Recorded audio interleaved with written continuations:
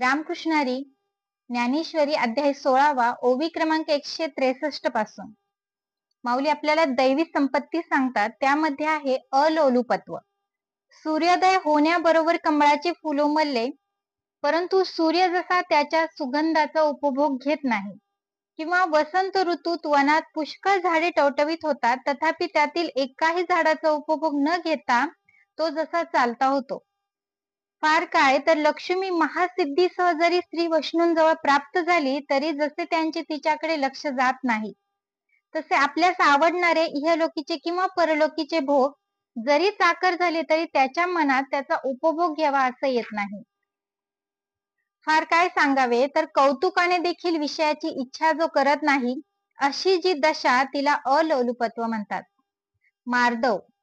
मधमाशी जसे तिचे मूळ सुखकारक आहे, किंवा जलचरास पाणी प्रिय आहे, किंवा पक्ष्यांना आकाश फिरण्यास मोकळे आहे, किंवा बालकाला सुख व्हावे या दृष्टीने आईचे जसे त्यावर प्रेम असते, अथवा वसंत ऋतू सुरू झाल्याबरोबर जसा मलय पर्वतातील वारा मंद सुगंध वाहतो, प्रिय वस्तू पाहिली असता जसे डोळ्यास समाधान होते, किंवा ज्याप्रमाणे कासवे आपल्या दृष्टीने पिलांचे पोषण करते, त्याप्रमाणे ज्यांची दृष्टी भूतमात्रांच्या ठिकाणी प्रेमयुक्त असते, हात लावला असता मऊ लागतो, तोंडात घातला असता रुचकर लागतो, नाकात ज्याचा सुगंध येतो व रूपाने पाहिले असता पांढरा स्वच्छ आहे, असा जो कापूर तो वाटेल तितका खाल्ला असता तर त्यापासून जर बाधा झालीच नसती, तर तो उपमे सुद्धा पात्र झाला असता.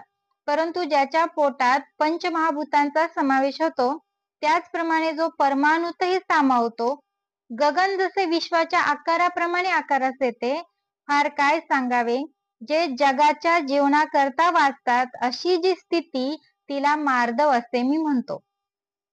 री. पराजित झालेला राजा जसा लज्जेने दुःखी होतो, निकृष्ट स्थिती झाली असता मानी पुरुष जसा निस्तेज होतो, किंवा एखादा उत्तम संन्यासी अकस्मात एखाद्या चांडाळाच्या घरात गेला असता जशी लज्जा उत्पन्न होते, क्षत्रियाला रणांगणातून पळून जाण्याचा प्रसंग आला तर तो सहन करण्यास जशी त्याला लाज वाटते, किंवा प्रतिव्रता स्त्री गंगा भागीरथी या नावाने जर हाक मारली तर तिला दुःख होते, सुंदर मनुष्यास कोड उत्पन्न झाले अथवा संभावितावर वाईट आळाला तर त्यांना ज्याप्रमाणे लज्जेने प्राण संकट उत्पन्न होते, त्याप्रमाणे 3.5 हात शरीर धारण करून निरनिराळ्या योनीत उत्पन्न होणे आणि मरणे याची, आणि गर्भभेदरूपी मुशीत रक्तमूत्र यांचे रसाचे ओतीव शरीर धारण करण्याची त्यांना लाज वाटते.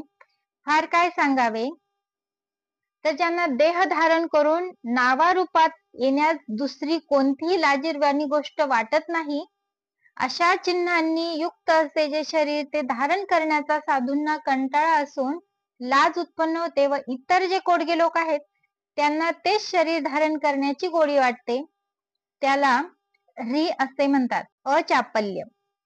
ज्याप्रमाणे कळसूत्री बाहुल्यांच्या दोऱ्या तुटल्यावर त्यांची चेष्टा बंद होते, त्याप्रमाणे प्राणाचा जय केला असता कर्मेंद्रियांची गती बंद होते, किंवा सूर्य मावळल्यावर त्याच्या किरणांचा प्रसार बंद होतो, त्याप्रमाणे मनाचा जय केला असता ज्ञानेंद्रियांची मती कुंठित होते, याप्रमाणे मन आणि प्राण यांचा जय केला असता 10 इंद्रिय पंगू होतात, त्यालाच अचापल्य असे म्हणतात.